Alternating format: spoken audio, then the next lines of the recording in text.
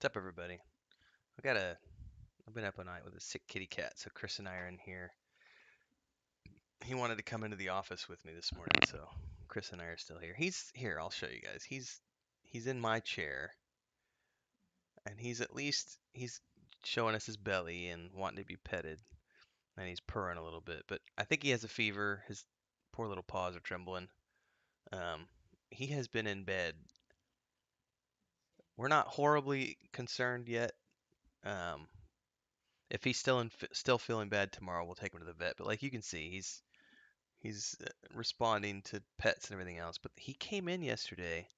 He spends most of his time outside. He's a year old, and this is Lucas. And came in yesterday at like 1 o'clock and laid down in bed in the main room and in his spot and never left. Like he was there from 1 o'clock yesterday afternoon, never left all day. Didn't want to eat last night. Didn't want to drink last night. Finally got up this morning at like 5 o'clock and went to the bathroom. Doesn't have diarrhea. He went pee, he went poop. Um, but he still doesn't. He ate like 5 pieces of food and that was it. Um, and then he was being uncomfortable because there was a bunch of people out front going to church, and he was getting a little anxious. So I brought him in the room, and he's been very cuddly since he came in. But he still doesn't. He doesn't want to leave the chair. Still doesn't want to eat. But he just wants to be petted right now. So that's what we're doing. So, you all right, Lucas? Yeah, it's a good boy. So that's why I didn't have any videos out this morning at 6 o'clock because I was concerned about him and we were kind of spending all day with him and all last night, so I didn't get anything recorded. So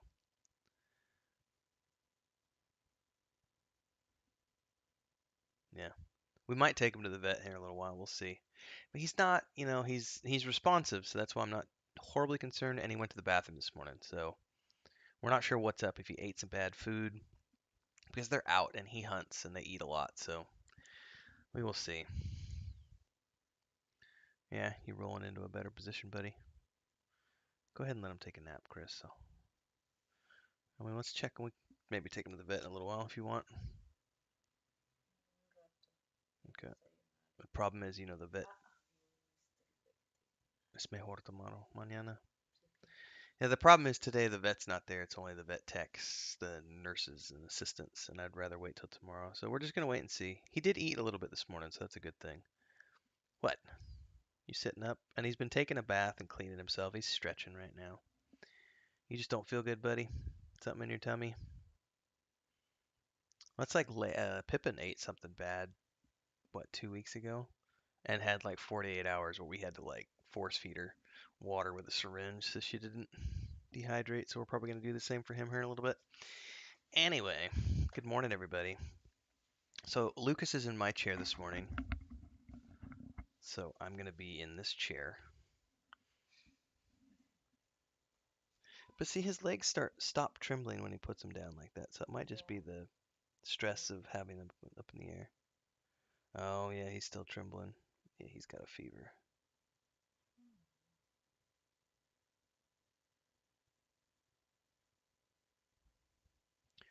Bueno, déjala. Los fiebres curan los cuerpos, luchan infección.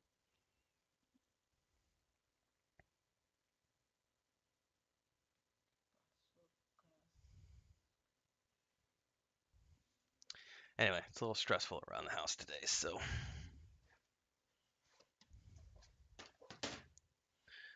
Yeah, Lucas, and he hates the vet. Like, if we have to take him to the vet, he's going to be super stressed. Well, good morning, everybody. Oh, I cannot get comfortable because I've got his chairs right there. All right, let me get some stuff written down here as people start to congregate. And Chris hangs back in the background. I got notes for some stuff I got to cover today, but I also want to look at some of the things that I published this week because I forget what videos we did.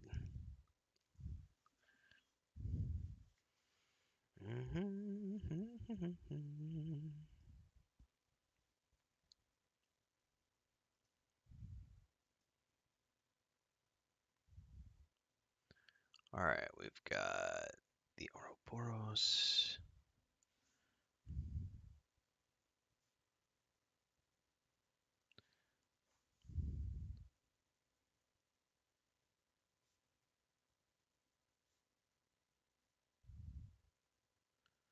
Those are two.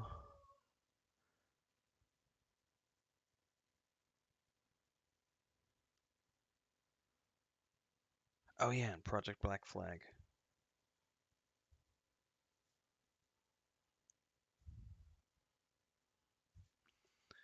All right, we're good to go.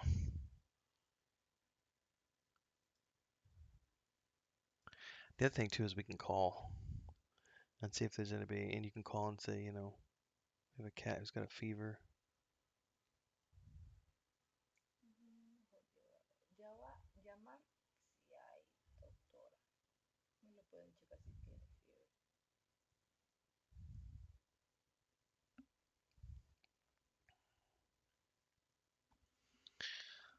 All right.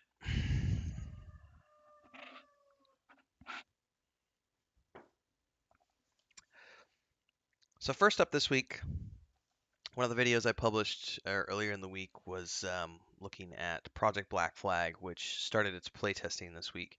And I think the overwhelming opinion of everybody that I've seen talking about it so far has been just kind of underwhelmed. Um, I know myself and a lot of other people had sort of assumed that it was going to be something new. When they first announced it, it was like, oh yeah, we're coming out with a new system, and it's going to be called Project Black Flag, and it's going to be amazing, right? Baby, don't do that. You don't know if he's hot or cold. No sabes si eres calor o frío. Um, and then everybody took a look at Project Black Flag, and it was kind of like, well, it's really fifth edition. That's all it is, fifth edition with a new coat of paint. So I don't know. I haven't talked to anybody that's excited about Black Flag yet. But I'm also not intimately familiar with Cobalt Press, so I don't know how many people are in the Cobalt Press camp who are like, yeah, Black Flag. Um, so I don't know that. If anybody out there who watches this live or who watches this after the fact wants to drop something in the comments and let us know how Project Black Flag is doing, what do you think? I'm happy to entertain other ideas, but my initial reaction was it's underwhelming. It's just fifth edition with a new coat of paint, which makes sense given that everything they've done to build themselves up as a publisher has been fifth edition supplement material um, and official projects for fifth edition with Wizards of the Coast. But I think some people were just expecting more. So that was something we reported on earlier last week. Chris Cox, the CEO of Hasbro, actually finally came out and made some public statements, but did not directly address the OGL or anything with Wizards of the Coast. It was just during the pre-planned, pre-scheduled quarterly investor call, which he has to do. He's legally obligated to do that. Um, he said that the cancellations on D&D Beyond and all the stuff with D&D is not enough to impact the bottom line with Hasbro, and that it's not going to affect the profits. It won't have a significant impact, is what they say. Now, my initial reaction to that is it's a little too early to be making those types of predictions, but it also makes sense given that Wizards of the Coast is only one part of Hasbro. So, taken into context, that conversation and the whole investor call, you know, Wizards of the Coast is not the only thing that Hasbro does, and there's a lot of other irons in the fire that could see Hasbro continue to see profits this year. So it just remains to be seen. But I know people like myself, I'm not going to boycott the film. I'm not going to boycott the video games. You know, I might not play tabletop stuff or purchase tabletop stuff. I won't have a D&D Beyond subscription, but I still want to see the movie. Um, Definitely, I'm going to be playing Baldur's Gate 3 because I pre-ordered that like 3 years ago. And who knows what else is going to come out? I know there's other TV shows in the work. Joe Manganiello, I think is his name, the actor. He's got, I think, two D&D shows in the work. One is a documentary. I'm not sure what the other one is, but there's lots of D&D stuff continuing to come out. So I think Hasbro sounds hopeful that they'll be able to weather the storm. I mean, it could be. I mean, it's still a lot of bad blood, but it's not like they're starving, if that makes sense. Um, We're going to cover this in greater detail when it actually finishes, but the Humble Bundle is up to 90,000 units sold for Pathfinder, right? There's still hang on, I gotta center this a little bit, but I don't know, you guys can see that just fine. It says there's still 4 days, 4 hours left, so we got a little more than 4 days to go. It might be able to cross 100,000 units, but I think that's just super impressive to see that in the wake of the OGL fiasco, there's almost 100,000 people who have went out and bought Pathfinder books. Now, that's not to say that everyone who bought these packages bought um, the full package, because I think there's 3 tiers here. I did. I spent $25 and got everything. Because why not? That was a steal. But I know that some people only needed a couple of the books, or some people already own the books, and so they only wanted these ones. So that 90,000 number represents the total number of packages sold so far. So people can choose one of 3 tiers or all of the tiers. But as soon as this hits, assuming it hits 100,000, that's gonna be really cool. But I am gonna cover that when it goes up and finally finishes, because it'll be interesting to see what that final number is going to look like. So I'm just checking on Luke.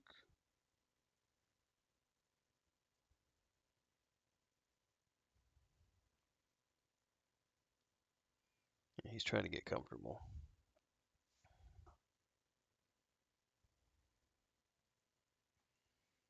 Poor little guy. He's definitely got a fever. He's shaking pretty good right now.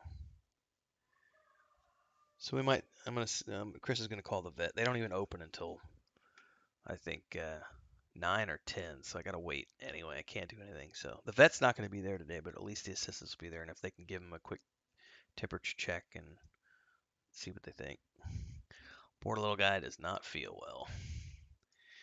Um, so that's the Pathfinder thing. We'll cover more on the Humble Bundle when it ends. And for those of you who want to see, he's hunkered down here in this chair. He just doesn't feel good. He's being super lovey-dovey when you give him attention, but right now he just wants to sleep. And he's stretching, and he got up and went to the cat box this morning and had his tail up in the air and was talking to us and everything, but he's just definitely not feeling good. The only thing I can think of is that he ate something bad and it gave him a stomach infection. But he doesn't get into fights or anything, so he's a big scaredy cat and runs and hides all the time. So we're all a little stressed this morning for kitty cat stuff. All right, let's see here. So this morning's stream is not going to be as fluid as my previous streams. All right, as always, if you've ever tuned into these before, you know the routine. If you're new here and you're watching for the first time, I record segments for the week ahead while we're doing these live streams. So I'm going to do a bit of an intro here as we go into the next segment, but I got to do a timestamp first, and then we'll go from there. So, so this is, you all right, buddy? Turning around. All right. Sorry, guys. I got to pay attention to my buddy. You gonna be okay? Yeah, you getting comfy? Turn it over.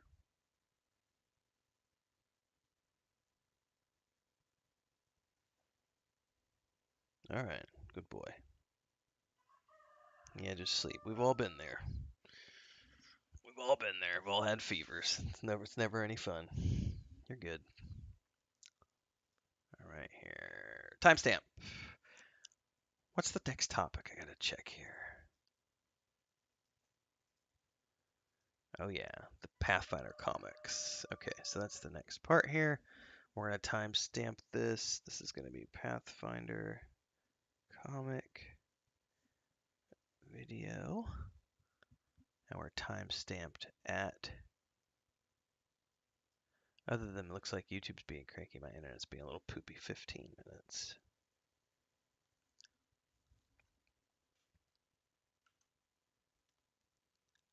All right, here we go.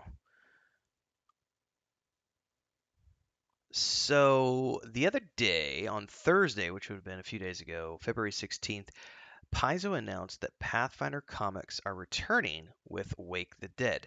Now, I have not previously read any of the Pathfinder comics ever. So this was news to me that they even had a comic line. But I found it to be super interesting. There are some other comments that I have above and beyond this just being a um, comic series, and we'll get to those as we read through. But it says here Dynamite Entertainment is proud to debut the long anticipated next Pathfinder comic book series. Tabletop RPG connoisseur and fan favorite writer Fred Van Lente is revving up an all new party and campaign for Wake the Dead kicking off this May. So it's still a couple months out. Said it's a new creative team, a new party of iconics, new lands of Golarion to explore, and unforgettable moments galore in a brand new adventure. It also has extra. It says it has extra features that players can bring right to their game nights. I don't know what they mean by that. The cover art. Some of this cover art says looks like exclusive Pathfinder RPG character options included. If anybody has more information about what that means, drop it in the comments below, or if you're here doing the live stream, just let me know because I have no frame of reference for that. It does say it's been nearly 5 years since the last major Pathfinder saga in comics, which was the critically acclaimed Spiral of Bones from writer Crystal Frazier. Since then, the world of Pathfinder in-game and in real-world popularity has exploded even more. And they say here, with recent record-smashing sales of source books and beyond, it's the perfect time for fans of the game to experience this classic alternate avenue of adventure. Which brings me to one of the points I thought was very interesting here, which is that obviously, it's been 5 years, they say here, since the last time they did a comic. Again, I was not even aware that they did Pathfinder comics because I'm coming into the Pathfinder universe kind of for the first time beyond the Owlcat games here over the last couple months. Right now, and I'm way more into Starfinder right now than I am with Pathfinder because even though I bought this Humble Bundle that we were talking about earlier in the stream, I haven't looked at those books. I'm not going to touch those books because I'm I just finished my Starfinder read through, and I'm getting ready to do the Pact Worlds, and then we're probably going to be doing a Starfinder campaign with some people on Wednesday nights in sometime in March, probably March. We might start in April, but it'll be somewhere in there. We'll be doing something. So once I finish up with the Starfinder thing, I'll be taking a look at Pathfinder. But what's interesting to me is coming in as an outsider, I was unaware that they did a Pathfinder comic before. Given that it's 5 years, it suggests to me that even though it might have been critically acclaimed, it didn't do well enough to justify them continuing to publish more. But given the recent surge of popularity and the record sales, where they sold like 8 months of books in 2 weeks and everything else, now is the perfect time for them to publish more because it's just, as they say here in this blog post, it's more opportunities for people to immerse themselves in the Pathfinder world. It's a very smart reinvestment of money coming in as well, rather than just enriching themselves like corporations would do. Paizo is choosing to take those revenues that are coming in, the excess revenue, and invest it back into their world and create more content and more ways for people to enjoy Pathfinder, which means gainfully employing artists and writers and so on and so forth, which I think is spot on. It's a great way to show that they are invested in the growth of the brand, the growth of the company, the growth of everything. More content is always a good thing. So cool. Um, Fred Van Lente said, I'm thrilled to be back writing Pathfinder comics and even more exciting. Is that bad English? And even more excited is what it should say, to be writing a whole new array of iconics meetings and adventuring together for the first time. So it says here, in Wake the Dead, the tantalizing prospect of a rendezvous with a Gebite defector in possession of priceless secrets from an undead nation draws together a diverse group of adventurers in the Nexian metropolis of Acanis. Van Lente has assembled an all-new party, spotlighting iconics who before now have only graced the four-colored pages as guest stars. And there's a lot of fluff language in this blog post. I don't know who wrote this, but there's way too much fluff. Readers will get to hang out with Quinn the Investigator, Sajin the Monk, Lim the Bard, and Sela the Champion, while readers of the original hit series by writer Jim Zub and others get reacquainted with Harsk the Dwarf Ranger. When they all find themselves cornered by the city's remorseless death sealers, can the Iconics band together for survival and escape a city full of hostile wizards alive? Interesting. There's a little bio section here of who Fred Van Lente is, some of his past work on things like Amazing Spider-Man, Incredible Hercules, Marvel Zombies, Arthur and Armstrong, Comic Book History of Comics, and beyond. Doesn't it say who the artists here are as well? Yeah. Um, for this new series, he's joined by artist Iman Casalos, who's going to bring his says dungeon master storytelling to the page, as well as alongside artists Steve Ellis and Biago de Alessandro, who are contributing covers to the issues. And in addition to, oh, that's just in addition to him. It says De Alessandro's covers for each issue of the series will also connect to form a larger image when collected together. Oh, so they're doing the old Keith Parkinson style where they paint a big picture and then separate it up into sections to make an overall image. That's really cool. Oh, maybe this is what it's talking about earlier in the article that I missed. It says at the end, um, the issues come with bonus material useful for players of the game, which includes playable character stats for the iconic paladin Sela, as well as new character options for inhabitants of the magical military city of Acanis, and more. And all of these extra features are officially sanctioned by the Pathfinder Society. Cool. Ooh, ooh, ooh. Says stay tuned as the first ever Starfinder comic series is right around the corner. All right, that gets me excited because I've been like neck deep in the Starfinder stuff, as I mentioned earlier in this segment. Um, and I'm a bit more. I've never been huge into comics, but science fiction is definitely something that I'm a huge fan of. What do you got? Tuna. See if he wants to eat. He didn't want to eat. He had a couple pieces of croquettes earlier. Yeah, he still doesn't want to eat. Anyway, I'm excited about the comics. I mean, I'll definitely take a look at the Pathfinder comics, but I'm definitely more excited about the Starfinder comics that are coming down the pipeline. So for me, that's going to be what I'm waiting for, and I can't wait to see. So hopefully, those are sooner rather than later. They don't give a date on the Starfinder ones, so we'll wait and see. But these are coming in May for this new series, Wake the Dead, which is pretty cool. In any case, if you're following along the live stream, stick around. We're going to be continuing onwards. For those of you who are watching this in episodic format, this is the end of this episode. So if you liked what you saw here today, don't forget to like, subscribe, and hit the bell icon so you never miss an update. And yeah, support in all the ways you can listed down below. In the meantime, for those of you who are sticking around, we're going to continue on to the next topic of the day. Timestamp 22:50.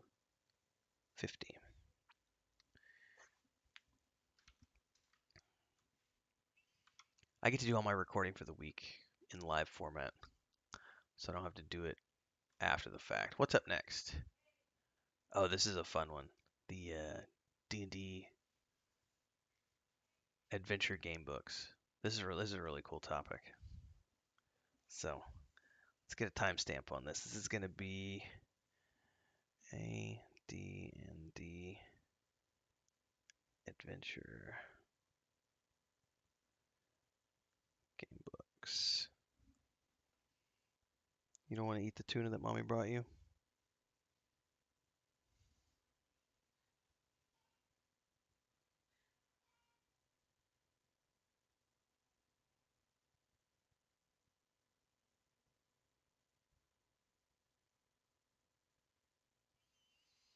Looks like your shakes might have stopped. Oh, hang on, buddy. Let me move that. Yeah, he wants cuddles. You want cuddles right now? Dude, you're cool. So to show everybody, he just rolled over and looked up at me and was like, "Come on, daddy." Yeah, yeah, you're a good boy. You just don't feel good. Yeah, buddy. So today's live stream, I've got him in the office as opposed to out and about because he was there's a we live next door to a church, and there was a big gathering this morning at like 6 o'clock because they're getting ready to take a bus out to the city for a big event. And there was probably 150 people milling about outside of our house, and he got all sorts of stressed. So I brought him in here, and this is his. He likes my chair and he likes the beds since he's feeling bad. It's like, come on, buddy, let's go hibernate in Daddy's room today. And I'm gonna keep talking about it. So if you're here for the whole stream, you're gonna hear me talking about my baby. Because Luke is the big baby. He came. He was the first one. Him and Leia. Luke and Leia were the first two kittens. He was so feral when he showed up. Um, He hissed at Chris for 6 months, wouldn't let her touch him at all. It took me 3 months to get him to let me touch him. He was about 2 months old when they both showed up, when Mama Cat showed up. Um, and then he became the big baby and always likes to stay in Daddy's office. But then the last few months, he's gotten really independent. From about 8, 9 months to a year old, he became really independent, and he wants to spend all night outside. I'd say he spends all of his time outside other than when he's sleeping. And he'll come home for about 4 or 5 hours a day. And yesterday was the first day because when he plopped himself down on the bed, he was fine. But when he didn't get up and eat dinner last night, we were all a little stressed because it's like, oh, something's not right. We still don't know if he just ate some bad food or if he you know, got sick with something. We don't know.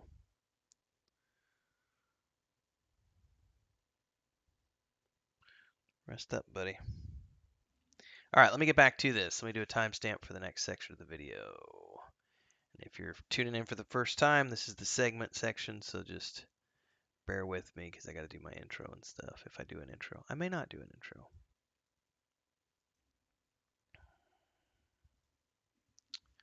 So we are at, let's say, 26, 45, and then we'll go onwards. Okay. So this is something that is, ironically enough, despite the fact that I love D&D, especially AD&D Second Edition, I had no idea that these existed, which are the Advanced Dungeons and Dragons adventure game books. And the only reason I even know that these exist is because recently Liam from Liam's Lyceum played through one of these on his channel. He did a live stream. Let me go pull up the video here. I think I've got it tabbed. Um, him and his wife did the Spawn of Dragon Spear. I guess about a month ago, they did a live stream of this. And it took them about an hour and 40 minutes, and they went through the whole book. But I had never knew that these existed. So apparently, the game book series was a series of 18 game books published from 1985 to 1988, initially titled Super Endless Quest Adventure Game Books, as the books added a more complex game system to stories which otherwise share the same style with the Endless Quest books. It says that on the third book, the series title changed to simply Super Endless Quest Adventure Game Book, and it finally became the AD&D Adventure Game Book from the fourth book onwards. But what's really interesting about this, it started off with the Prisoners of Pax Tharkus, which is a Dragonlance book. There's a lot of Keith Parkinson artwork throughout, which is really cool, as well as Kai Caldwell. But I believe most of them are Keith Parkinson with some Larry Elmore. Tim Hildebrandt did a cover. Man, I remember being obsessed with the Hildebrandt brothers when I was younger. Anyway, so I watched Liam play through this, and they're not actually. I thought it was like a choose your own adventure style thing, but it's not really a choose your own adventure thing because you actually roll stats for the characters and go through an adventure, but it is meant to be done like, it's kind of like a single player read along thing where you can go do it at your own pace. Um, but they published 18 of them over the course of 3 years, and they are not, you can't find them in digital form. Um, at least not that I've found. I've done some digging. I've not found anything of quality um, in digital form. And if you want to get these in print, they are a pretty penny on eBay and Amazon if you want to try to get one of these because they're only a certain amount of them ever got printed, and yeah, they're kind of a collector's item at this point. Um, but let's go read through one of these. So the Ghost Tower, this one has a link to it, and it's the second one that was published. Um, in June. It looks like the first one was published in February, and they came out with the Ghost Tower, and this was Greyhawk setting. So, by the way, it looks like they did Dragonlance, 1, 2, 3 Dragonlance books. Then they did one Greyhawk, and then 1, 2, 3, 4, 5, 6 generic D&D. They did 13th Century Japan. Then they did Ravenloft, Kingdom of Sorcerer trilogy, volumes 1, 2, and 3, and then they did Mystara. And one Forgotten Realms was the only one that did. Spawn of the Dragon Spear, which is the one that Liam did over on his channel, was the Forgotten Realms one. So the Ghost Tower of Inverness was the second adventure module published, and it used the Greyhawk campaign setting. It says the module's title refers to an ancient magical tower located in the southern Aboral's Hills. Ooh. It says here the player characters go on a quest to find the fabled Soul Gem, a legendary artifact of great power. They must gather the four parts of a key, granting them entrance to the Ghost Tower. It says Inverness was the fortress of the great wizard Gallup Dredel, whose magic raised a great stone tower within a formidable keep. The tower was built to house Gallup Dredel's most prized possession, an eldritch jewel called the Soul Gem, which could seal life from any creature. The monsters and magic at the tower kept the gem safe for many years, but when Gallup Dreidel vanished, Inverness was seized, and its tower was destroyed. No sign of the Soul Gem was ever found, but local folk talk of seeing a ghostly vision of the Tower of Inverness in fog-shrouded nights. Seeking to discover where the Soul Gem was hidden, the characters descend beneath the ruined tower, discovering four pieces of magical metal that bond together to form a key. That key opens the doors to a central chamber beneath the tower, which holds a time portal that takes the characters back to the age when the Towers of Inverness was still standing. Each level of the tower is a deadly gauntlet meant to destroy intruders, passing through levels of earth, air, fire, and water, the latter featuring reverse gravity. Ooh. Eventually, it leads the characters to the top of the tower, which is where the soul gem is located, but its magic tries to seal the soul of the characters even as they try to claim it. That's really cool. Even though not all of these have descriptions like this one, you can go through and read up on these. Because again, as huge of a fan as I am of the AD&D series, and I literally have all the tabletop books, I never knew about these. So apparently, I'm not as big of a fan as I thought I was. Legacy, it says here, it was mentioned in the 2005 movie, The Wrath of the Dragon God, which is a really bad movie, by the way. As bad as the as bad as the film version was, the two follow-up um, straight to DVD films were really bad too. It says in 2003, the RPG Living Greyhawk campaign released the adventure Return of the Ghost Stars of Inverness, written by Creighton Broadhurst and Steve Pierce. It was a 4-hour adventure, advancing the story several years and featuring encounters based on what would remain of the tower after the original expedition. Huh. In any case, there's a slew of these available in collector form if you can find them, but they're not cheap. So I went looking and I was like, I wouldn't mind getting my hands on a couple of these, but alas, I am not going to be spending that kind of money on something at the moment. But it's good to know that they exist out there, and I might choose to invest in these in the future. But for the meantime, I just thought it was cool to know about because I came into this having no idea that these even existed. And I like the format a little bit more. Watching Liam play through that one with his wife, I like them more because it's not just choose your own adventure where it's like, if you choose 10, go to page 7. If you choose 11, go to page 22. Like, you get more of a straightforward kind of story-based adventure, which you can just read through, and you're rolling dice the whole time that you go. So it makes it more of an involved storyline as opposed to just choose your own adventure. I thought it was worth talking about. I don't know if you know about it. If you do, let me know in the comments below. Um, I'd love to know more. Are there any other games that do this, or was this something that only D&D did? Like, has Pathfinder ever done anything like this, or Castles and Crusades? If you've got information about other things like this that you'd like me to cover here in one of my video series, drop them down in the comments below and we'll talk about it. In the meantime, if you are here for the live stream, we're going to be continuing onwards. If you're here for the episode, this is where we're going to cut off this particular episode and move on. So if you liked what you saw here today, don't forget to like, subscribe, and hit the bell icon so you never miss an update.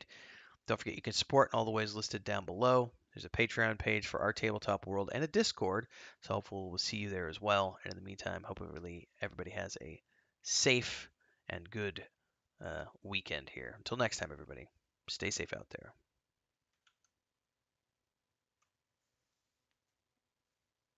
That's 3450.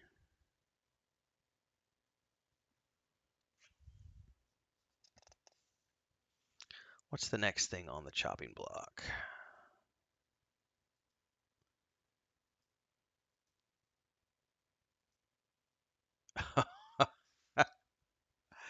Okay, this one gave me a chuckle last night. Um, so yeah, hang on. This is a good one.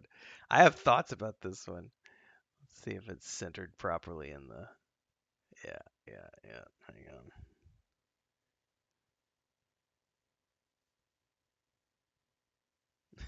on.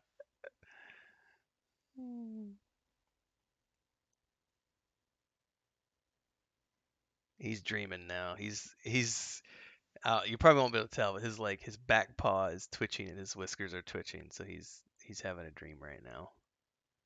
Oh, you can see his back paw. It's twitching a little bit with his whiskers. He's out for the moment, which is good. Like I said, I'm not too stressed yet. Um, he does have a fever and he doesn't want to eat. We're gonna give him till about noon. If he hasn't had any water by noon, we will give him water with a spoon or a syringe just to make sure he gets some liquids in him. But he doesn't have diarrhea and he's not vomiting, so he may have an infection, some type of infection internally. May just be sick. You don't know. Stomach flu. I don't know enough about cat viruses. They're pretty uncommon down here, so um, and they haven't had their full round of. They've had rabies shots, but again, these were rescue cats, and the GoFundMe helped us with getting them all their rabies and getting them spayed and neutered. But I mean, it's like we have 7 of them, and it's a couple $1,000 to get. Even down here, it's a couple $1,000 to get all the vaccines taken care of, and that has not happened, which makes me a little nervous because he's not vaccinated. He's not vaccinated against all the stuff. His tail's twitching right now. All right, let's talk about this one. Again, this is. Let me get a timestamp on this. This is gonna be fun. Timestamp. Where are we at here? 37:29.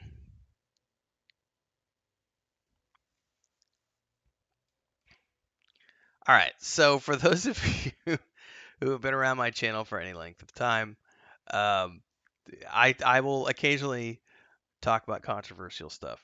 I don't do it all the time, but occasionally I will dip my toes into it. This one is going to be slightly controversial because I have thoughts on this. So some just I'm not going to say my thoughts until I read through this yet because this is so ridiculous. Um, it's beyond.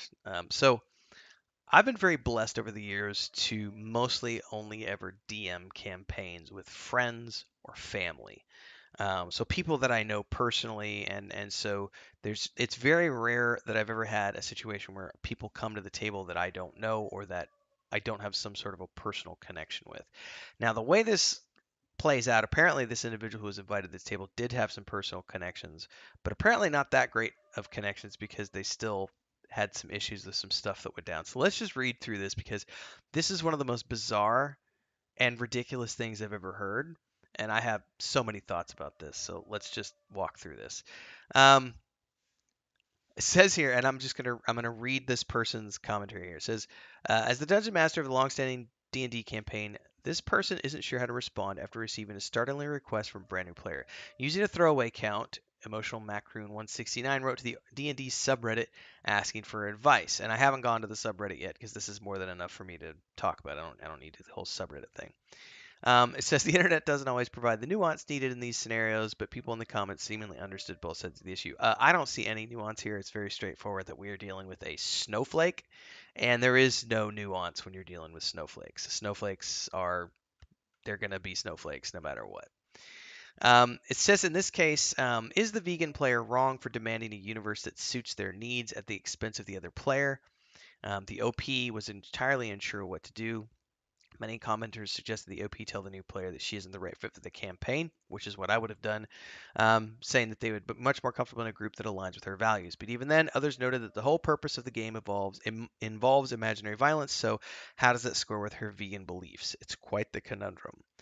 So it says here, let's hope the OP updates us. I hope they can find the vegan D&D player a new campaign to try while also salvaging their years-long campaign with their friends. So we get into this thing where um, Here's this person saying, the vegan player messaged me telling me it was wrong and cruel to do that to a pig, even if it's fictional.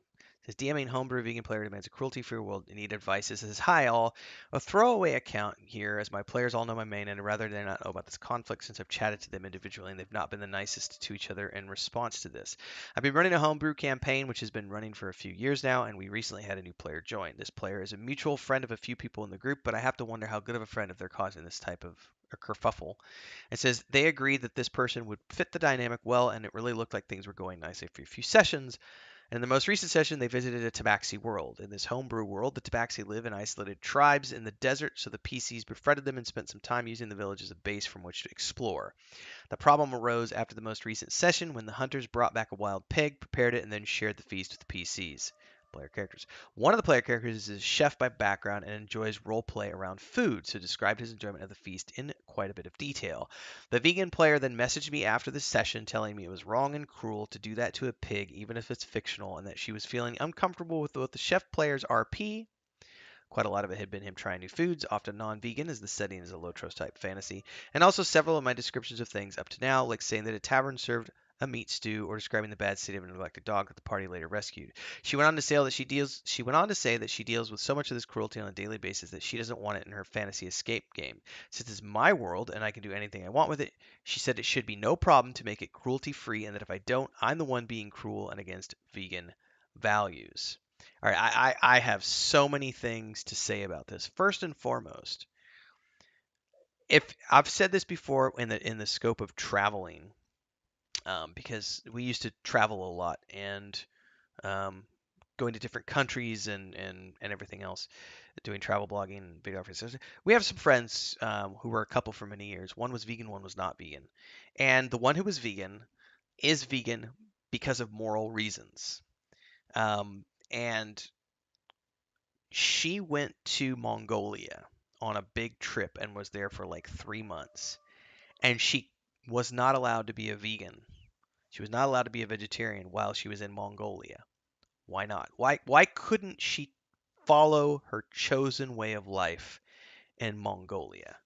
Well, this is a great conversation because for the first time in my life, I met a vegetarian who was willing to admit that veganism and vegetarianism is a lifestyle choice that is only afforded the wealthy and people who live in developed or developing nations because it is a luxury, right? It's not a de facto, I should say, choice that everyone can just choose. If you live in a place like Mongolia, there are no Costco's, there are no almond butter substitutes. There are no supplements. You're going to eat horse flesh, you're going to eat cattle flesh, and you're going to eat potatoes and onions. You're not going to get any of these vegan options that you're so used to having in the first world. The idea that you want to do it for moral reasons is fine, but you can't expect everyone else to follow that same belief because it just doesn't work like that in the real world. If you live in London, New York, wherever, and there's lots of vegan options available to you, that's great. Choose to pursue it, but you can't assume that everyone else should pursue it, much less can do it. Because living in poor countries where people only have access to pig flesh, they're not going to the store wanting to spend $20 on a jar of almond butter when that $20 can buy them a whole pig that they can feed their family with for the whole month. That's a ridiculous mindset to have. Furthermore, here's the thing. If you're in a medieval setting, people weren't vegans in medieval settings. You ate what was available. People hunted. That was it. The options for vegan foods didn't come along until later on. Um, and I'm sure there are some random examples of people who were vegetarians because of moral reasons, even as far back as 400 or 500 years ago. But the reality is, hunters and gatherers was what we were for many, many, many years, and that's what people survived off of. The other fallacy to this vegans argument, and this is a big one that I always come up against anytime I talk to a vegetarian or a vegan. If you want to do that, that's your choice. But here's the reality: if you have no information about the farming of cultivation of commercial wheat or soybeans or you know your almond trees and so on and so forth. When a farmer goes in to till the land to create your field of soybeans, they're killing everything in that field that might attack the soybean, that plant. So they're going to kill moles, voles, rats, snakes, birds, mice, rabbits, anything that's going to attack that crop. And considering the natural world wants to eat that crop because it's a food source to them, you're going to kill hundreds of animals in the local ecosystem to plant a field of only one type of crop. Not to mention you have to use insecticide, which kills off the insects, which in turn feeds birds and snakes and bats and rats and so on and so forth. The idea that you think that you can, you know, eat a vegetarian diet and not affect animals or have animals die as a result of that is a very naive viewpoint. And I realize I'm ranting a little bit, sermonizing here on my channel, but I want to talk about why this is such a I would immediately have told this player, get out of here. Like, respectfully, no, you don't belong at this table. Because the other part of this, and the reason I'm being very defensive about this, is because the vegan player came to the DM and said, this is the thing that blows my mind. If I don't make my world cruelty free, I'm being cruel and against vegan values. Get out of here. Get out of here. The world doesn't work like that, you little precious snowflake. Like, it's, oh man, no.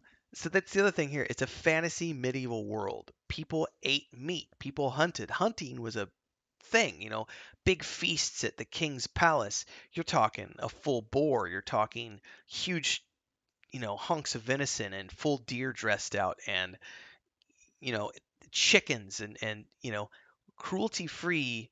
That's the part that drives me nuts is when people say cruelty free because they're not willing to accept that their vegan lifestyle kills off hundreds of animals in the local ecosystem every time we plant a field full of soybeans and only soybeans.